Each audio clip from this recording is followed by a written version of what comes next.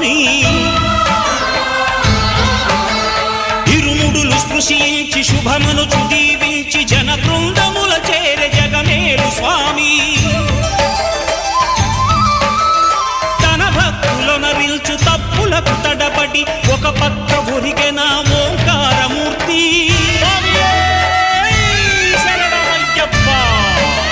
స్వాములందరూ తనకు సాయము కాగా ధీమంతుడై లేచె ఆ కన్య స్వామి